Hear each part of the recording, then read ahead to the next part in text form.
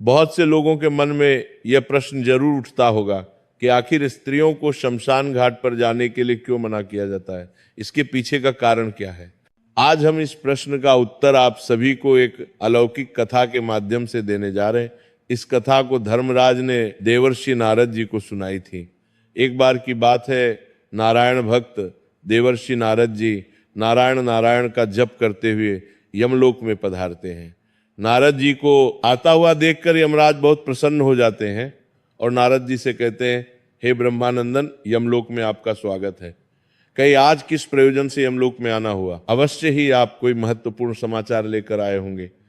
यमराज के मुख से ये बात सुनकर देवर्षि नारद जी हाथ जोड़ते हुए कहते हैं, हे सूर्य तनय, हे दंड धारक, मैं आपको सर्वप्रथम प्रणाम करता हूं। आज मैं आपके पास कोई समाचार लेकर नहीं आया हूं, मैं तो आपके पास अपनी एक शंका लेकर आया हूं। कृपया आप मेरी इस शंका का निवारण कीजिए और मेरे इस व्याकुल मन को शांत कीजिए। तभी धर्मराज मंद मुस्कान के साथ बोले, हे ब्रह्मानंदन, आपके मन में जो भी प्रश्न है आप निसंकोच होकर पूछिए, मैं अवश्य ही आपकी शंका का समाधान करूंगा। फिर देवर्षि नारद जी कहते हैं, हे सूर्य तनय धर्मराज, मेरा पहला प्रश्न यह है कि मनुष्य गरीबी से मुक्ति कैसे पा सकता है, और मेरा दूसरा प्रश्न है कि किस कारण से स्त्रियों का शमशान घाट जाना वर्जित है। देवर्षि नारद का प्रश्न सुनकर धर्मराज मुस्कुराते हुए बोले, हे देवर्षि, आज आपने समस्त मानव जाति के हित के लिए अत्यंत ही महत्वपूर्ण प्रश्न पूछा है। इस प्रश्न के उत्तर में समस्त मानव जाति का कल्याण छिपा हुआ है। हे देवर्षि, मैं आपके पहले प्रश्न का उत्तर एक महान कथा के माध्यम से देना चाहता हूं। तत्पश्चात मैं आपके दूसरे प्रश्न का उत्तर दूंगा। आप इस कथा को ध्यानपूर्वक पूरा सुना, तब ये आपको आपके प्रश्न का उत्तर प्राप्त होगा। जो भी श्रोतागण इस कथा को पूरा सुनते हैं, उनके घर से दुख दारिद्र का नाश हो जाता है और उन्हें गरीबी से छुटकारा मिल जाता है।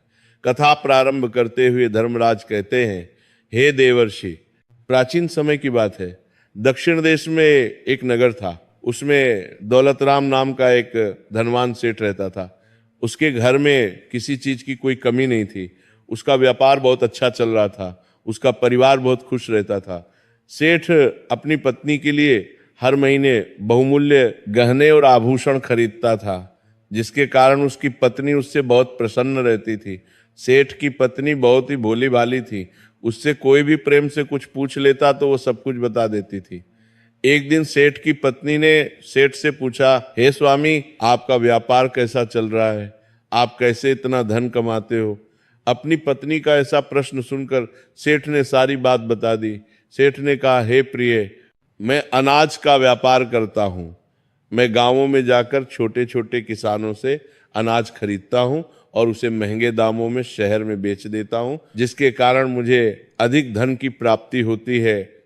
अपने पति की यह बात जानकर सेठानी बहुत प्रसन्न हुई। उसने सोचा, मेरे पति तो बहुत ही बुद्धिमान है, यह बात तो सारे नगर वालों को पता होनी चाहिए कि मेरे पति कितना बुद्धिमान है, जिसके कारण वह इतना ज्यादा धन कमाते हैं। किसी ने सच ही कहा है कि स्त्रियों को बात पचती नहीं है, वह किसी न किसी रूप में अपनी बात कह देती हैं। वही हाल सेठ की पत्नी का था। अब सेठ की पत्नी ने पूरे नगर में ये बात फैला दी कि कैसे उसके पति अपनी बुद्धि का प्रयोग करके इतना धन कमाते हैं। जब ये बात नगर के लोगों को पता चली तो वे सभी भी अनाज का व्यापार करने लगे। सेठ जो पहले कम दाम में अनाज खरीदता था, अब वही अनाज उसे महंगे दामों में खरीदना पड़ता था, क्योंकि अनाज खरीदना ये वालों की संख्या ज्यादा हो गई थी। अब सेठ को व्यापार में घाटा आने लगा। धीरे धीरे वो गरीब होता गया, सेठ का व्यापार डूबने लगा। ये देखकर वो बहुत चिंतित हो गया। उसे समझ में नहीं आ रहा था कि वो क्या करे। वो चुपचाप एकांत में बैठा हुआ था। तभी द्वार पर एक साधु महात्मा भिक्षा मांगने आते हैं। साधु महात्मा की आवाज सुनकर सेठ की पत्नी ने दरवाजा खोला और साधु महात्मा को प्रणाम किया। फिर साधु महात्मा ने सेठानी से कहा, हे पुत्री, क्या मुझे भोजन मिल सकता है? मैंने कई दिनों से भोजन नहीं किया है। तभी सेठ की पत्नी ने कहा, हे ब्राह्मण देवता, आप घर के अंदर पधारिए, आपका स्वागत है। उसने साधु महात्मा को बैठने के लिए आसन दिया। फिर वो बोली, हे ब्राह्मण देवता, आप प्रतीक्षा कीजिए, मैं आपके लिए भोजन बनाकर लाती हूँ। थोड़ी देर बाद वह साधु महात्मा के लिए तरह तरह के व्यंजन बनाकर लाई और साधु महात्मा को खाने के लिए दिया। साधु महात्मा ने भोजन किया, उसके बाद विश्राम करने लगे। तभी सेठ जी वहां पर आ गए और उन्होंने साधु महात्मा को प्रणाम किया और शांत भाव से उनके समीप बैठ गए। सेठ को इस प्रकार चिंतित देख साधु महात्मा ने कहा, हे पुत्र, क्या बात है? आप अशांत लग रहे हो, तुम्हारी चिंता का क्या कारण है? तभी सेठ ने कहा, हे ब्राह्मण देवता, मेरा व्यापार बंद होने वाला है, क्योंकि नगर में बहुत से लोगों ने अनाज का व्यापार शुरू कर दिया है, जिसके कारण हमें व्यापार में घाटा आ रहा है। इसलिए मैं इतना चिंतित हूं। सेठ की बात सुनकर सन्यासी महात्मा ने एक लंबी सांस ली और सेठ से पूछा, बेटा, क्या आपने किसी को बताया था कि आप किस प्रकार अपना धन अर्जित करते हैं, किस प्रकार आप अपनी जीविका चलाते हैं? तब सेठ ने कहा, हे ब्राह्मण देवता, ये बात मेरी पत्नी ने मुझसे पूछा था। तब मैंने उसे बताया था कि मैं अनाज का व्यापार करके धन अर्जित करता हूं। सेठ की बात सुनकर सन्यासी महात्मा पूरी बात समझ गए और सेठ से बोले, बेटा, आपने जीवन में बहुत बड़ी गलती कर दी है। आपको किसी से भी ये बात नहीं बतानी चाहिए थी, चाहे वो आपकी पत्नी ही क्यों ना हो। आगे सन्यासी महात्मा कहते हैं, हे पुत्र, आज मैं तुम्हें एक कहानी सुनाता हूं। इस कहानी के माध्यम से ये बताऊंगा कि चाहे कितने भी सगे संबंधी हो, उन्हें ये 3 बातें कभी नहीं बतानी चाहिए। यदि आप इन तीनों बातों का पालन करते हैं तो गरीबी आपके आसपास भी नहीं भटकेगी। कहानी सुनाते हुए सन्यासी महात्मा सेठ से कहते हैं, हे पुत्र, प्राचीन काल की बात है। एक नगर में एक गरीब आदमी रहता था। वो इतना गरीब था कि अपने परिवार के लिए ठीक से भोजन भी नहीं जुटा पाता था। कहते हैं ना कि गरीबी मनुष्य के लिए एक अभिशाप के समान होती है। बिना धन के परिवार चलाना बहुत मुश्किल काम होता है। फिर सन्यासी महात्मा सेठ से आगे कहते हैं, हे पुत्र, वह गरीब आदमी जैसे तैसे अपने परिवार का भरण पोषण कर रहा था। कभी उनको भोजन मिल जाता था तो कभी भूखे पेट ही सोना पड़ता था। एक दिन उस गरीब आदमी की पत्नी ने कहा, हे स्वामी, कब तक हम इस गरीबी के दलदल में जिएंगे? कब हमें इस गरीबी से मुक्ति मिलेगी? हमारे पास तो इतना धन भी नहीं है कि हम भरपेट भोजन कर सके। ऐसे कब तक चलेगा? फिर उसने अपने पति से कहा, हे पतिदेव, आप धन कमाने के लिए शहर चले जाइए। पत्नी के बार बार कहने पर वह गरीब आदमी धन कमाने के उद्देश्य से शहर की ओर निकल पड़ा। वह जंगलों के रास्ते से शहर की ओर जाने लगा। चलते चलते वह एक जंगल में पहुंच गया। काफी लंबा सफर तय करने के कारण वो बहुत थक चुका था और उसे प्यास भी बहुत लग रही थी। वह जंगल में नदी की तलाश करने लगा। तभी उसे एक नदी दिखाई दी। वह नदी के पास गया और भरपेट पानी पिया और फिर से अपने गंतव्य स्थान की ओर चलने लगा। चलते चलते वो जंगल के बीचों बीच पहुंच गया। तभी उसे एक विशाल का ये वटवृक्ष दिखाई दिया, जो अपने चारों ओर एक दिव्य आभा बिखेर रहा था। उसकी शाखाएं मानो आकाश को छू रही थी और उसकी जड़ें धरती को गहराई से बांध कर रखे हुए थी। उस वृक्ष के चारों तरफ एक शांत वातावरण था और ठंडी ठंडी हवा बह रही थी। वह बेचारा गरीब आदमी उस पेड़ के नीचे बैठकर आराम करने लगा। आगे की कथा सुनाते हुए सन्यासी महात्मा सेठ से कहते हैं, हे पुत्र, वह गरीब आदमी वटवृक्ष के नीचे आराम से लेटा हुआ था। तभी उसने देखा जंगल से एक विशालकाय सर्प आया और पेड़ पर चढ़ गया। वह गरीब आदमी यह दृश्य बहुत ही खामोशी से देख रहा था और मन ही मन सोचने लगा कि यह सांप इस वटवृक्ष पर क्यों चढ़ रहा है। उसके मन में यह जानने की उत्सुकता हुई और वह उस सांप के पीछे पीछे पेड़ पर चढ़ने लगा। तभी उसकी नजर पेड़ की डाल पर पड़ी, जिसके ऊपर तोता और मैना का घोंसला था। घोंसला में तोता और मैना के बच्चे रखे हुए थे। उस सांप को देखकर तोता और मैना के बच्चे डर के मारे चिल्लाने लगे। वो गरीब आदमी देखते ही समझ गया कि ये दुष्ट सांप इन बच्चों को खाने आया है। वो मन ही मन सोचने लगा कि यदि आज मैंने इस सांप से बच्चों की रक्षा नहीं की तो मुझे घोर पाप लगेगा। वैसे भी बच्चे तो बच्चे ही होते हैं, चाहे वे इंसान के हो या किसी पक्षी के। बच्चों की हमेशा रक्षा करनी चाहिए। उधर वो सर्प उन बच्चों के पास पहुंच जाता है।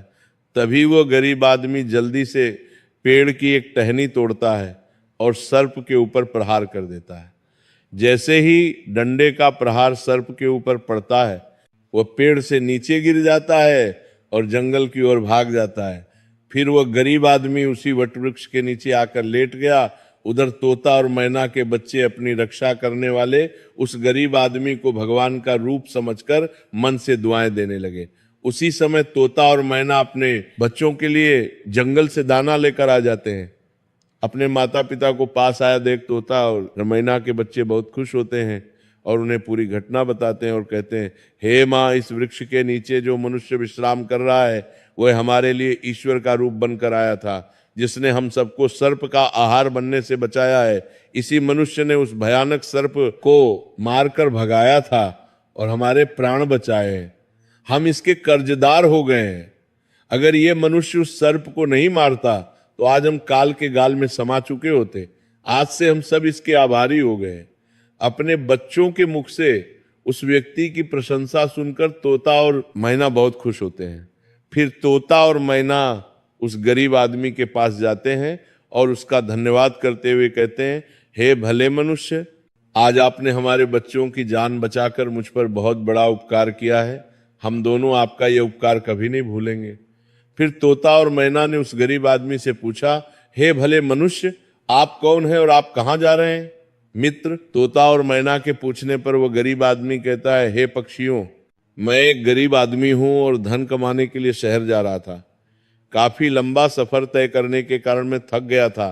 तभी मेरी नजर इस वट वृक्ष पर पड़ी, जिसकी शीतल छाया के नीचे बैठकर मैं आराम करने लगा। तभी मैंने देखा कि एक दुष्ट सर्प तुम्हारे बच्चों को खाने के लिए तुम्हारे घोंसले के पास जा रहा था। उसी समय मैंने अपने मनुष्य धर्म का पालन करते हुए उस सर्प को मारकर भगा दिया। फिर तोता और मैना बोले, हे भोले मनुष्य, तुमने हम पर बहुत बड़ा उपकार किया है। संसार में सबसे बड़ी खुशी बच्चों से होती है। बच्चों से अधिक प्रिय तो किसी को कोई नहीं होता। आप भी तो धन कमाने अपने बच्चों के लिए जा रहे हैं। अब आपने हमारे बच्चों की जान बचाई है तो हम आपके बच्चों की भूख मिटाना चाहते हैं। तब उन्होंने बताया, हम दोनों तोता और मैना नाम के पक्षी हैं। आज से हम तुम्हारे लिए बहुमूल्य ये मोती ला कर देंगे। हमने सुना है कि ये मोती मनुष्यों के लिए बहुत मूल्यवान होते हैं। हम तुम्हें कुछ मोती देते हैं, तुम उन्हें बेचकर बाजार से अपने लिए कुछ खाने पीने का सामान ले आओ, लेकिन बदले में आज से तुम यहीं रहकर हमारे बच्चों की देखभाल करते रहना। हम तुम्हें प्रतिदिन कीमती मोती लाकर देते रहेंगे। तोता और मैना की बात सुनकर वह गरीब आदमी बहुत खुश हो गया और सोचने लगा, अगर हमें यहीं बैठे बैठे धन मिलेगा तो हमें इतनी दूर शहर जाने की क्या जरूरत। ये सोचकर उस गरीब आदमी ने तोता और मैना की बात मान ली। आगे की कथा सुनाते हुए सन्यासी महात्मा कहते हैं, हे पुत्र, वो गरीब आदमी तोता के द्वारा दिए हुए कुछ मोती लेकर बाजार गया और उन्हें बेचकर अपने खाने पीने का सामान खरीद लाया और उसे वट वृक्ष के नीचे एक झोपड़ी बना ली और वहीं रहने लगा और तोता मैना के बच्चों की देखभाल करने लगा।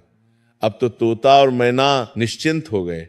उन्हें उनके बच्चों की रक्षा करने के लिए एक विश्वास पात्र आदमी मिल गया था। अब तो वो बेफिक्र होकर सुबह सुबह अपने घोंसले से उड़ जाते थे और शाम को लौट कर आते थे। अपने बच्चों को घोंसले में सुरक्षित देखकर वे बहुत खुश होते थे और उस गरीब आदमी का धन्यवाद करते थे और बदले में उसे बहुमूल्य मोती लाकर देते थे। इस तरह से धीरे धीरे तोता और मैना के बच्चों की देखभाल करते करते उसे कई महीने बीत गए थे। इधर तोता और मैना के बच्चे भी धीरे धीरे बड़े हो गए। अब उस गरीब आदमी को अपनी पत्नी और बच्चों की याद आने लगी। फिर उसने एक दिन तोता और मैना से कहा, हे पक्षियों, बहुत दिन हो गए हैं, मैं अपने घर नहीं गया। पता नहीं हमारी पत्नी और बच्चे कैसे और किस हाल में है। ये सुनकर तोता और मैना ने कहा, हे भले मनुष्य, अब तुम निश्चिंत होकर अपने घर जाओ और अपने बच्चों के साथ रहो। हमारे बच्चे भी अब उड़ने के काबिल हो गए हैं। अब मुझे कोई भय नहीं। तुम अपनी पत्नी और बच्चों की देखभाल करो। यदि कभी तुम्हें हमसे मिलने का मन करे तो तुम इसी स्थान पर आ जाना। इतना कहकर तोता और मैना उस गरीब आदमी को ढेर सारे मोती दे देते हैं। अब वो गरीब व्यक्ति उन मोतियों को अपने साथ लेकर अपने घर पहुंच जाता है। उसने वो मोती अपनी पत्नी को दिखाए। इतने सारे मोती एक साथ देखकर उसकी पत्नी बहुत प्रसन्न हुई। उसने पूछा, पतिदेव, तुम ये कीमती मोती कहाँ से लेकर आए हो? तब उस आदमी ने अपनी पत्नी से कहा, हे प्रिय, ये सारे मोती मुझे तोता और मैना ने दिए हैं। मैं कई महीनों से एक तोता और मैना के बच्चों की देखभाल कर रहा था। बदले में उन्होंने मुझे ये बहुमूल्य मोती दिए हैं। ये मोती बहुत कीमती और अनमोल हैं। इन्हें बेचकर हम धनवान बन सकते हैं और इस गरीबी के अभिशाप से बाहर निकल सकते हैं। अब हम इन मोतियों को बेचकर अपने बच्चों के लिए अच्छे अच्छे वस्त्र लाऊंगा और तुम्हारे लिए नए नए आभूषण बनवाऊंगा। आगे सन्यासी महात्मा सेठ से कहते हैं, हे पुत्र। अब वो आदमी उन मोतियों को बेचकर बाजार से अपने घर का सारा जरूरी सामान ले आया और अपने लिए एक बहुत ही सुंदर घर बनवाया। फिर वो अपनी पत्नी और बच्चों के साथ आराम की जिंदगी जीने लगा। एक दिन उस राज्य के राजा रुद्रदेव की तबीयत अचानक खराब हो गई और वो एक गंभीर रोग से ग्रसित हो गया। राजा का इलाज करने के लिए दूर दूर से बड़े बड़े वैद्य हकीम राजा का इलाज करने के लिए आने लगे और अपने अपने तरीके से इलाज करना शुरू कर दिया, लेकिन राजा के स्वास्थ्य में कोई सुधार नहीं हुआ। फिर एक दिन राजकीय वैद्य ने कहा, महाराज, इसका एकमात्र इलाज यही है कि आपको किसी तोते के बच्चे का मांस मिल जाए तो आप बिल्कुल ठीक हो सकते हैं। वैद्य की ये बात सुनकर राजा रुद्रदेव ने अपने मंत्री को बुलाया और कहा, जाओ इसी समय राज्य में घोषणा करवा दो कि जो भी व्यक्ति राजा को तोता लाकर देगा उसे 100 स्वर्ण मुद्राएं उपहार में दी जाएंगी। राजा के आदेशानुसार मंत्री ने सारे राज्य में घोषणा करवा दिया कि जो भी व्यक्ति महाराज के लिए तोता लेकर आएगा उसे उपहार में 100 स्वर्ण मुद्राएं दी जाएंगी। ये बात पूरे राज्य में हवा की तरह फैल गई। नगर के लोग तोते की तलाश में इधर उधर जंगलों में जाने लगे, लेकिन किसी को भी तोता नहीं मिला। अंत में सबके हाथ में निराशा ही आई। आगे की कथा सुनाते हुए सन्यासी महात्मा सेठ से कहते हैं, हे पुत्र, एक दिन उस गरीब आदमी की स्त्री अपने पड़ोस में कुछ स्त्रियों के साथ बैठकर बात कर रही थी। तभी बातों ही बातों में उन सबके बीच तोते की चर्चा छिड़ गई। तभी एक स्त्री उस गरीब आदमी की पत्नी से बोली, बहन, क्या तुम्हें पता है कि राजा किसी गंभीर रोग से ग्रसित हैं जिनके इलाज के लिए वैद्य ने एक तोता लाने के लिए कहा है। वैद्य के कहने पर राजा साहब ने तोते का बच्चा लाने का आदेश दिया है और साथ में यह भी कहा है कि जो भी तोते का बच्चा लेकर आएगा उसे वह 100 स्वर्ण मुद्राएं उपहार में देंगे। आगे वह कहती है, हे बहन, तोता लाना कोई आसान काम नहीं है। इतना ही आसान काम होता तो राजा के पास इतने सैनिक हैं, वह कब का ले आते। जब उस गरीब आदमी की पत्नी ने यह बात सुनी कि राजा साहब बीमार हैं और उन्होंने घोषणा की है कि जो कोई उन्हें तोते का बच्चा लाकर देगा उसे वो उपहार में 100 स्वर्ण मुद्राएं देंगे, तो ये सुनकर वो बहुत खुश हो गई और उसने कहा, अरे बहनों, तोता लाना कौन सी बड़ी बात है। मेरे पति तो कई महीने तक तोता और मैना के बच्चों की देखभाल करके आए हैं, वह एक नहीं कई तोते ला सकते हैं। इतना कहने के बाद वो अपने घर चली गई। नगर की स्त्रियों ने जब उसकी ये बात सुनी तो उन्होंने अपने अपने पतियों से जाकर बताया। धीरे धीरे ये बात पूरे नगर में फैल गई। जब ये बात राजा रुद्रदेव को पता चली कि उनके राज्य में एक व्यक्ति है जो तोता और मैना के बच्चों की देखभाल करता था और वो उसके लिए तोता लेकर आ सकता है, तो राजा ने तुरंत अपने सैनिकों को आदेश दिया कि जाओ उस आदमी को पकड़कर मेरे सामने उपस्थित करो। राजा का आदेश पाकर राजा के सैनिक उस आदमी को पकड़कर राजा के सामने लाकर खड़ा कर देते हैं।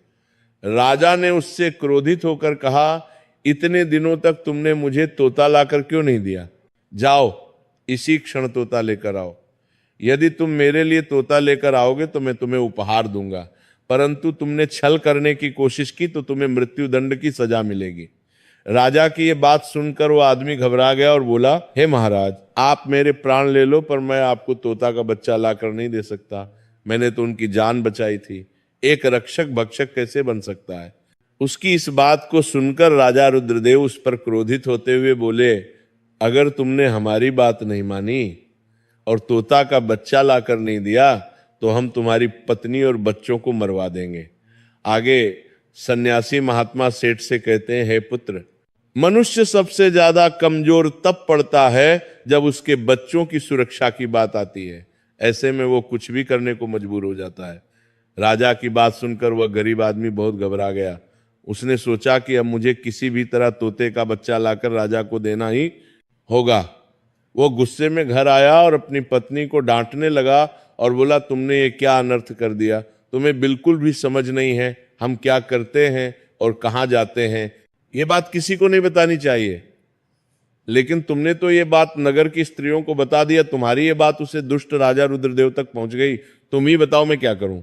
जिस तोता और मैना के बदौलत आज हमें खाने को भोजन, रहने को नया घर और पहनने को अच्छे वस्त्र मिले हैं, जिनके कारण हम गरीबी के दलदल से बाहर निकले। मैं उनके साथ इतना बड़ा धोखा कैसे कर सकता हूं? तुमने ये बात उन महिलाओं को बताकर बहुत बड़ी भूल की है। फिर जब उसका गुस्सा शांत हुआ तो उसने अपनी पत्नी को समझाते हुए कहा, प्रिय, अपने घर की कुछ बातें दूसरों से कभी नहीं कहनी चाहिए। पहली बात, आपके घर में कितना धन है और आपकी कमाई का स्रोत क्या है, ये बातें दूसरों से कभी नहीं बतानी चाहिए। दूसरी बात, घर में आपसी प्रेम की बातें, पति पत्नी के प्रेम की बातें बाहर वालों के सामने नहीं करनी चाहिए। तीसरी बात, आपसी लड़ाई झगड़ा, मतभेद, मान अपमान की बातें कभी दूसरों के सामने नहीं करनी चाहिए, वरना लोग हमारी गुप्त बातें जानकर, हमारी कमजोरी को समझकर हमारा फायदा उठाते हैं। चौथी बात, अपनी कमजोरी दूसरों के सामने ना बताएं और अपनी उन्नति का राज किसी को ना बताएं। जिन बातों के कहने से आपके परिवार पर दुख आ सकता है। आगे सन्यासी महात्मा सेठ से कहते हैं, हे पुत्र, इन बातों के अतिरिक्त मनुष्य को उन बातों को अपनी स्त्री से नहीं बतानी चाहिए जिन बातों से घर की मान प्रतिष्ठा नष्ट होती हो, परिवार पर संकट आता हो, किसी की जान जाती हो, परिवार में फूट पड़ती हो या आपके रिश्ते खराब होते हो। क्योंकि कहते हैं कि स्त्रियों के पेट में इस तरह की बातें पचती नहीं है, वो बहुत जल्दी प्रसन्न होकर दूसरों के सामने सब बातें बोल देती हैं। आगे सन्यासी महात्मा कहते हैं, हे पुत्र, वह गरीब आदमी अपनी पत्नी से बोला, हे प्रिय, तुम्हारी ये एक गलती आज हमारे परिवार को मौत के मुंह में डाल रही है। यदि तुमने इस बात को छुपा लिया होता तो आज हम निर्भय होकर अपने घर में खुशहाल जीवन व्यतीत कर रहे होते। अब राजा की आज्ञा है तो तोता का बच्चा लाकर राजा को देना ही पड़ेगा। यदि मैंने उनके आदेश की अवहेलना की तो वो पूरे परिवार को मृत्यु दंड दे देंगे। इस पाप के लिए भगवान मुझे कभी माफ नहीं करेंगे। जिन बच्चों की मैंने इतने दिन देखभाल करी, जिन्हें मैंने काल के गाल से बचाया, अब मैं उन्हें किस प्रकार मौत के मुंह में डाल सकता हूं? तभी उसकी पत्नी कहने लगी, हे पतिदेव, अब तो जो होना था हो गया। अब हमें अपनी और बच्चों की जिंदगी बचानी है, इसलिए आपको ये पाप करना ही पड़ेगा। फिर वो गरीब आदमी बहुत ही उदास मन से लाचार होकर जंगल की ओर चल पड़ा, जहां वो तोते के बच्चों की देखभाल करता था। उधर जब तोता और मैना और उनके बच्चों ने उस गरीब आदमी को अपने पास आता हुआ देखा तो वे बहुत खुश होने लगे। अपने बच्चों को इतना खुश देखकर तोता और मैना कहने लगे, अरे बच्चों, तुम इतने खुश क्यों हो रहे हो? वो तो तुम में से किसी एक को लेने आ रहा है। तुम में से कौन है जो आज उसके साथ जाकर उसकी और उसके बच्चों की जान बचाएगा? फिर तोता कहता है कि बच्चों, लेकिन एक बात याद रखना, तुम में से जो भी उसके साथ जाएगा वह कभी लौट कर नहीं आएगा, वह नगर के राजा का भोजन बन जाएगा। तभी तोते के एक बच्चे ने पूछा, पिताजी आप ऐसा क्यों कह रहे हैं? फिर तोता कहता है, बच्चों, इस राज्य का राजा किसी गंभीर रोग से पीड़ित है और वैद्य ने उसे तोते के बच्चे का मांस खाने को कहा है, इसलिए तुम में से किसी एक को वह लेने के लिए आया है। यदि तुम में से कोई उसके साथ जाने को तैयार है तो वह जा सकता है।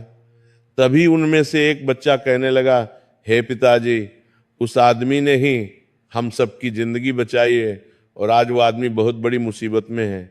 ऐसे समय में हमें भी उसकी मदद करनी चाहिए। हम सबको, चाहे हमारी जान ही क्यों ना चली जाए, हम उसके साथ जरूर जाएंगे। उधर वो आदमी उदास मन से उस वटवृक्ष के पास जाता है और तोता मैना से दुखी मन से सारी व्यथा सुना देता है। उसकी बात सुनकर तोता मैना कहते हैं, हे भाई, आप चिंता ना करो, हमारे बच्चे तुम्हारे साथ जाने के लिए तैयार हैं, तुम इनमें से किसी एक को ले जाओ। अब वो गरीब आदमी दुखी मन से एक तोते के बच्चे को लेकर लौट आता है और सीधा राजमहल में जाकर राजा को दे देता है। राजा उस तोते के बच्चे को एक पिंजरे में बंद करवा देता है और अपने नौकर से कहता है, जो इसे सुरक्षित स्थान पर रख दो, कल हम इसका मांस खाएंगे। राजा के कहे अनुसार नौकर उस तोते के बच्चे को सुरक्षित स्थान पर रख देता है। तभी अचानक से सन्यासी महात्मा चुप हो जाते हैं। फिर वह सेठ कहता है, हे मुनिवर, आप अचानक से चुप क्यों हो गए? आप आगे की कथा सुनाइए। ये कथा बहुत ही ज्ञान से परिपूर्ण है। सेठ के कहने पर सन्यासी महात्मा आगे की कथा सुनाते हुए सेठ से कहते हैं, हे पुत्र, राजा रुद्रदेव का एक पुत्र था जिसका नाम दक्ष था। वो बहुत ही दयालु था। वह जीव जंतुओं और पशु पक्षियों से बहुत प्रेम करता था। उसे ये नहीं पता था कि ये तोता उसके पिता के खाने के लिए लाया गया है। राजकुमार दक्ष अपने कुछ मित्रों के साथ उसी स्थान पर खेल रहा था जहां तोते का बच्चा पिंजरे में बंद करके रखा गया था। राजकुमार ने जब एक सुंदर तोते के बच्चे को पिंजरे में बंद देखा तो वो उसके साथ खेलने लगा। तभी राजकुमार का एक मित्र कहता है, हे मित्र, तुम इस तोते को बाहर निकालो, ये कितना सुंदर तोता है, इसे पिंजरे में किसने बंद कर दिया? ये बिल्कुल भी उचित नहीं है, हम इसे स्वतंत्र कर देते हैं। अपने मित्र की बातें सुनने के बाद राजकुमार दक्ष ने पिंजरा खोल दिया। पिंजरा खोलते ही तोते का बच्चा आकाश में उड़ गया। जब ये बात राजा रुद्रदेव को पता चली कि राजकुमार दक्ष ने तोते को स्वतंत्र कर दिया है और अब उसके प्राण बचाना बहुत ही मुश्किल है, ये सुनकर राजा को राजकुमार दक्ष पर बहुत गुस्सा आया। उन्होंने तुरंत राजकुमार को बुलाया और क्रोधित होकर कहा, अरे दुष्ट, तूने उस तोते के बच्चे को क्यों छोड़ दिया? तुझे पता भी है वो कितनी मुश्किल से मिला था। अपने पिता को क्रोधित देखकर राजकुमार बहुत घबरा गया और बोला, पिताजी मुझे क्षमा कर दीजिए, मुझे नहीं पता था कि वो पिंजरे से बाहर आते ही उड़ जाएगा, मुझे तो उसके साथ खेलना था। अपने पुत्र की यह बात सुनकर राजा को और गुस्सा आ गया और उन्होंने उसे राज्य से बाहर निकाल दिया। राजा का आदेश पाकर सैनिक राजकुमार को नगर की सीमा से बाहर छोड़ देते हैं। उधर वह तोते का बच्चा उड़कर अपने माता पिता के पास पहुंचता है और उन्हें सारी बात बताता है कि राजा के बेटे ने उसे आजाद कर दिया है। तोता और मैना ने जब अपने बच्चे को देखा तो कहा, बेटा, राजकुमार ने तुम्हें तो आजाद कर दिया, लेकिन वो स्वयं संकट में फंस गया है। उसके दुष्ट पिता ने उसे राज्य से बाहर निकाल दिया है। अब उसके देखभाल की जिम्मेदारी तुम्हारे ऊपर है, तुम जाओ और उसकी मदद करो। अपने माता पिता के कहने पर तोते का बच्चा राजकुमार की मदद करने के लिए उसके पास पहुंच जाता है। राजकुमार उसे देखते ही पहचान लेता है, ये तो वही तोता है जिसे मैंने पिंजरे से आजाद किया था। राजकुमार कहता है, तुम्हारी वजह से मुझे मेरे पिता ने नगर से निकाल दिया है, अब तुम ही बताओ मैं क्या करूं, कहां जाऊं? तभी तोते का बच्चा कहता है, हे राजकुमार, तुम चिंता मत करो, तुमने मेरी जान बचाई थी, इसीलिए मैं तुम्हारी मदद करने के लिए आया हूं। यह सुनकर राजकुमार दक्ष बहुत प्रसन्न हो जाता है। फिर वह तोता और राजकुमार दूसरे नगर की ओर चल देते हैं। चलते चलते वह दोनों दूसरे नगर में जा पहुंचते हैं। तभी उन्हें एक सुंदर बगीचा दिखा और वह दोनों फल खाने के लिए बगीचे में जा पहुंचे। उसी बगीचे में वहां के राजा की पुत्री भी अपनी सहेलियों के साथ घूमने आया करती थी। उस राज्य के राजा की पुत्री का नाम संयोगिता था। राजकुमारी संयोगिता अत्यंत ही सुंदर और रूपवती थी। उसकी खूबसूरती की चर्चा पूरे नगर में होती थी। राजकुमार और तोता उस बगीचे में बैठे हुए थे। तभी वहां राजकुमारी संयोगिता अपनी सहेलियों के साथ बगीचे में घूमने आती है। राजकुमारी को देखकर राजकुमार दक्ष वृक्ष के पीछे छुप जाता है और वह तोता राजकुमारी के सामने पहुंच जाता है। राजकुमारी उस सुंदर तोते को देखकर उस पर मोहित हो जाती है। वह उसे पकड़ना चाहती है, लेकिन तोता उसकी पकड़ में नहीं आता। राजकुमार दक्ष पेड़ के पीछे से यह सब देख रहा था। जब उसने राजकुमारी को देखा तो वह उस पर मोहित हो गया। कुछ समय बगीचे में टहलने के बाद राजकुमारी संयोगिता अपने महल में लौट जाती है। इधर राजकुमार पूरी तरह से राजकुमारी के ख्यालों में डूब गया। उसे कुछ भी अच्छा नहीं लग रहा था। उसने ये बात तोते से बताई तो तोते ने कहा, हे राजकुमार, आप चिंता मत करिए, मैं तुम्हें राजकुमारी से मिलवा दूंगा। फिर राजकुमार ने तोते से कहा, हे मित्र, तुम मुझे किसी भी तरह उस राजकुमारी से मिला दो, मैं उसके बिना अब एक पल भी नहीं रह पाऊंगा। फिर तोता बोला, हे राजकुमार, धैर्य रखिए, मैं अभी पता लगा कर आता हूं कि राजकुमारी कहाँ रहती है और तुम उससे कैसे मिल सकते हो। इतना कहकर वह तोता महल की ओर उड़ जाता है। राजकुमारी के महल में चारों तरफ सैनिक तैनात थे, लेकिन तोता उड़ता हुआ ऊपर से जाता है और जाकर राजकुमारी के कक्ष के बाहर बैठ जाता है। तोता वहां से सब नजारा देखता है और सारी बात आकर राजकुमार को बताता है कि हे राजकुमार, महल में जाकर राजकुमारी से मिलना बहुत मुश्किल है, क्योंकि राजकुमारी के आसपास सैनिकों का बहुत ही कड़ा पहरा है। फिर वो तोता कहता है, हे राजकुमार, आप अपने हाथ का कड़ा मुझे दे दो, मैं तुम्हारा कड़ा आज राजकुमारी के पास पहुंचा दूंगा और उसकी चुनरी ले आऊंगा। तोते के कहने पर राजकुमार ने अपने हाथ का कड़ा तोते को दे दिया। तोता राजकुमार का कड़ा लेकर रात में राजकुमारी के पास रख आता है और राजकुमारी की चुनरी साथ ले जाता है। सुबह जब राजकुमारी संयोगिता जागती है तो देखती है कि उसकी चुनरी गायब है और उसके पास एक हाथ का कड़ा रखा हुआ है। राजकुमारी तुरंत समझ जाती है कि रात में कोई पुरुष उसके कक्ष में आया था। ये सब देखकर राजकुमारी बहुत व्याकुल हो जाती है और अपने सभी सैनिकों को सावधान कर देती है और कठोरता से अपने सैनिकों से पूछती है कि रात में उसके कक्ष में कौन आया था, लेकिन किसी के पास कोई जवाब नहीं होता। अब राजकुमारी के कक्ष की सुरक्षा और बढ़ा दी जाती है। दूसरे दिन रात होते ही वह तोता फिर से राजकुमारी के कक्ष में जाता है और राजकुमार द्वारा लिखी हुई चिट्ठी को राजकुमारी के पास रखाता है। अगले दिन जब राजकुमारी जागती है और चिट्ठी पढ़ती है तो उसमें लिखा होता है कि राजकुमारी, मैंने जब से तुम्हें देखा है मैं तुम पर मोहित हो गया हूं, मैं आपसे विवाह करना चाहता हूं। अगर तुम्हें मुझसे मिलना है तो तुम अपने बगीचे में आ जाना, मैं तुम्हें वहां मिल जाऊंगा। अगले दिन सुबह होते ही राजकुमारी अपनी सहेलियों को लेकर बगीचे में जाती है, लेकिन वहां उसे कोई भी नजर नहीं आता। वहां तो सिर्फ वही तोता घूम रहा होता है जिसे उसने उस दिन देखा था। तोता राजकुमारी से कहता है, हे राजकुमारी, तुम जिसे खोज रही हो मैं तुम्हें उससे मिला सकता हूं, लेकिन पहले तुम मुझे वचन दो कि तुम ये बात अपने पिता से नहीं बताओगी और उसे किसी भी तरह से नुकसान नहीं पहुंचाएगी। फिर राजकुमारी ने वचन दिया कि वह उसे कुछ भी नहीं करेगी। राजकुमारी ये जानना चाहती थी कि आखिर वह कौन है जो इतने सख्त पहरे के बावजूद भी उसके कक्ष में जा पहुंचा। राजकुमारी के कहने पर तोते ने राजकुमार को बुलाया। फिर राजकुमार वृक्ष के पीछे से बाहर आया। राजकुमार की सुंदरता देखकर राजकुमारी भी उस पर मोहित हो गई और एक दूसरे को देखने लगे। तभी राजकुमारी ने पूछा, तुम कौन हो और इतने कड़े पहरे के बाद भी तुम मेरे कक्ष तक कैसे पहुंच गए? राजकुमार बोला, है राजकुमारी, जब किसी से सच्चा प्रेम होता है तो कोई भी कार्य असंभव नहीं होता। जब से मैंने तुम्हें देखा है तब से मैं तुम्हें प्रेम करने लगा हूं और तुमसे विवाह करने की इच्छा रखता हूं।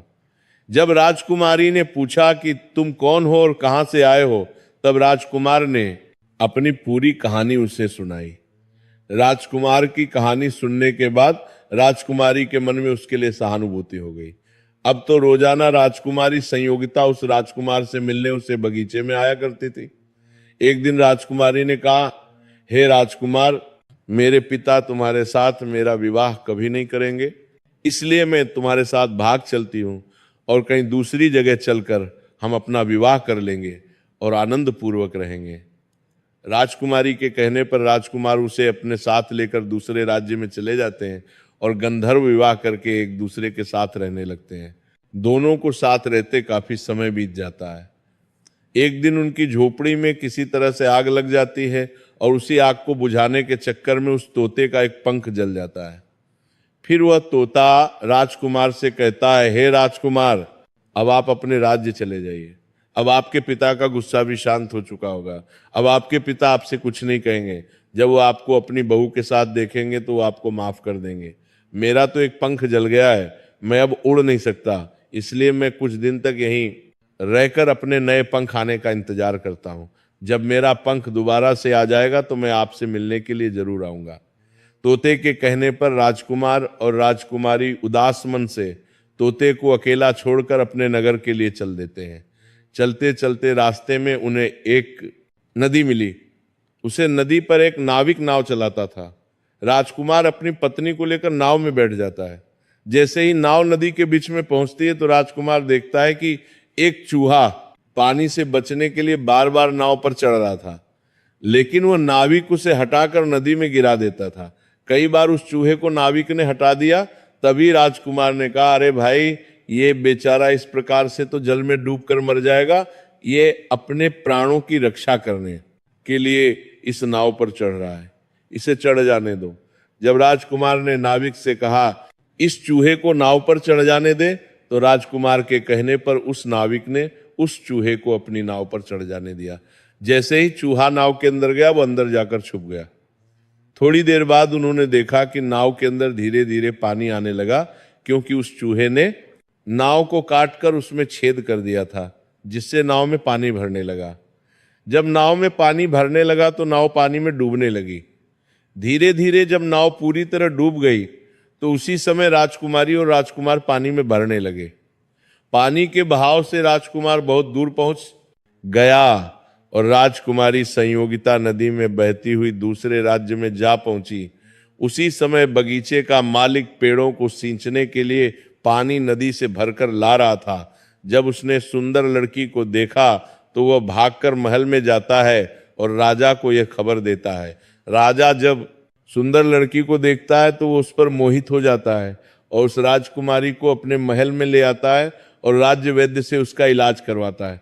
कुछ दिन बीतने के बाद जब राजकुमारी ठीक हो जाती है तो एक दिन वो देखती है कि राजा उसके करीब खड़ा है। राजा पहले ही राजकुमारी संयोगिता के चेहरे को घूर कर देख रहा था, क्योंकि वो राजकुमारी के रूप पर मोहित हो चुका था और उससे विवाह करना चाहता था। उस राजा ने राजकुमारी से कहा, हे सुंदरी, तुम्हारा इस दुनिया में अब कोई नहीं है।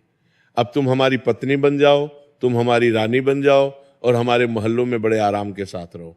मित्रों, राजकुमारी संयोगिता सुंदर तो थी ही, साथ में बहुत ही बुद्धिमान भी थी। उसने अपने मन में विचार किया कि यदि वह इस समय राजा को विवाह करने से मना करती है तो राजा उसके साथ जबरदस्ती करेगा। इसलिए उसने राजा से कुछ दिनों के लिए समय मांग लिया और बोली, हे महाराज, मुझे कुछ दिन का समय चाहिए, उसके बाद मैं आपके साथ विवाह कर लूंगी। अब राजकुमारी उसी राजा के महल में रहने लगी और गरीब असहाय लोगों को भोजन करवाने लगी। उधर राजकुमार दक्ष अपनी पत्नी से बिछड़ने के बाद इधर उधर भटक रहा था। फिर एक दिन संयोगवश वह उसी राज्य में जा पहुंचा जहां उसकी पत्नी रहती थी। उस समय राजकुमारी गरीबों को भोजन करा रही थी। राजकुमारी ने जब राजकुमार को देखा तो वह उसे देखते ही पहचान गई और उसकी आंखों में आंसू आ गए। राजकुमारी ने राजकुमार को एकांत में बुलाया और सारी सच्चाई बताई। उसने कहा, हे स्वामी, आप यहाँ आराम से रहिए और इस राजा की नौकरी कीजिए। जब हमें मौका मिलेगा तब हम यहाँ से भाग चलेंगे। राजकुमार ने राजकुमारी की बात मान ली और राजा का नौकर बनकर महल में रहने लगा। वह राजकुमारी संयोगिता की सहायता करने लगा और गरीबों को भोजन परोसने लगा। लेकिन राजा को ये नहीं पता था कि राजकुमारी उसका पति है। राजा तो उसे अपना नौकर समझता था। इधर राजकुमार दक्ष राजकुमारी संयोगिता के साथ पक्षियों को दाना डालता था। एक दिन वह तोता राजकुमारी के यहाँ दाना चुगने आया। अब उसके नए पंख निकल आए थे। जब वो दाना चुगने आया तो राजकुमार और राजकुमारी को पहचान गया।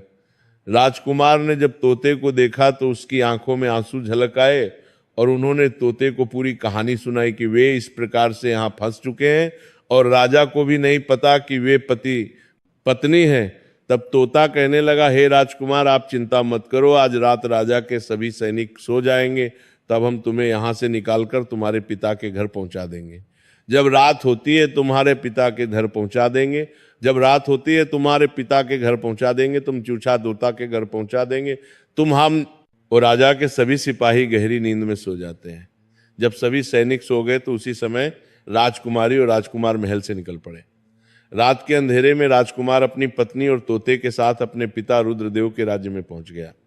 अपने पुत्र को देखकर राजा रुद्रदेव बहुत प्रसन्न हुआ।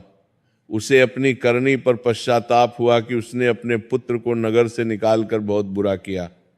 वो बार बार अपने पुत्र से क्षमा मांगने लगा। तभी राजकुमार ने बताया, पिताजी, मेरी रक्षा उसी तोते ने की जिसे आप मारकर खाना चाहते थे। उसी ने मेरे प्राण बचाए और मुझे शत्रुओं से छुटकारा दिलाया है।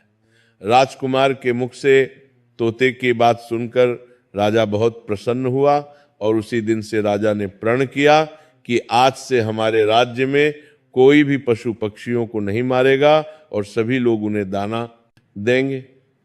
आगे वह सन्यासी महात्मा सेठ से कहते हैं, हे पुत्र, इस प्रकार कुछ बातें बताने पर जीवन में घोर संकट आ सकता है, इसलिए यह 3 बातें किसी को भी नहीं बताना चाहिए। जैसे आपने अपनी पत्नी को बताया कि आप किस प्रकार धन अर्जित करते हैं और आज आपका व्यापार खतरे में है। सेठ को अपनी गलती का एहसास हुआ और उन्होंने अपनी पत्नी को समझाया। तभी धर्मराज देवर्षि नारद जी से कहते हैं, हे देवर्षि नारद जी, इस कथा को सुनने के बाद आपको आपके पहले प्रश्न का उत्तर मिल गया होगा। अब मैं आपके दूसरे प्रश्न का उत्तर देता हूं कि किस कारण से स्त्रियों का शमशान घाट जाना वर्जित है। यमराज कहते हैं, हे देवर्षि, महिलाओं का स्वभाव बहुत ही संवेदनशील और करुणामयी होता है और अंतिम संस्कार के समय वातावरण अत्यंत ही गंभीर और दुखमय होता है, जिसे देखकर स्त्रियां व्यथित हो सकती हैं और रोने लगेंगी, जिसे मृत्यु व्यक्ति की आत्मा को दुख पहुंचता है। आगे यमराज कहते हैं, हे देवर्षि, मृत्यु तो काल का एक समय चक्र है और श्मशान घाट को सकारात्मक और नकारात्मक शक्तियों से युक्त स्थान माना जाता है, जहां तांत्रिक और दैवीय क्रियाएं दोनों संपन्न होती हैं। यदि उस समय स्त्रियां श्मशान घाट में उपस्थित रहेगी तो वो डर सकती हैं।